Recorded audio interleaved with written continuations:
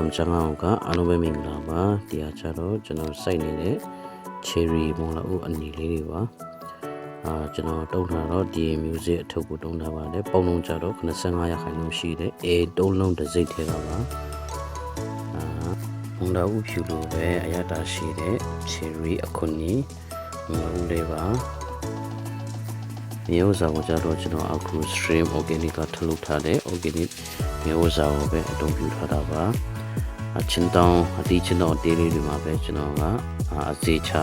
snippet စိုက်ပြထားတာပါအပြင်မှာပြူထောင်ပြီးမှပြန်ပြီးရွှေ့စိုက်လို့လည်းရပါတယ်ရေကိုကြတော့ကျွန်တော်အစေချ snippet vibration system ပဲအသုံးပြုထားပါတယ်တစ်စက်မေးအောင်လွတ်တဲ့နေရာချင်းလေးမှာကျွန်တော်ကအတီးချင်းတောင်းလေးတွေကိုအတုံးချပြီးမှထားပြီးမှစိုက်ပြသွားတာပါ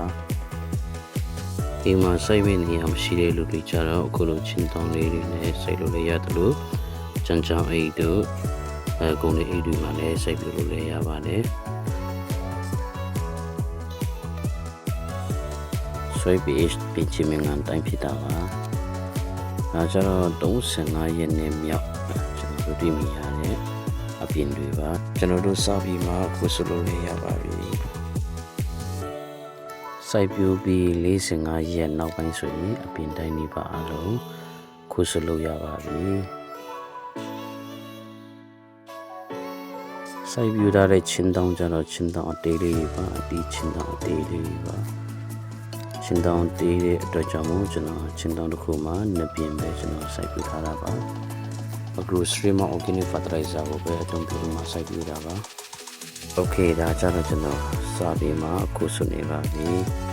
တချို့ပင်တွေကြတော့ပုံထဲမှာမြင်တွေ့နေရတဲ့အနေအထားအထိကြီးထွားနိုင်တာကိုတွေ့ရတယ်။ရောင်ဖက်ဖက်ကြီးတို့ကစား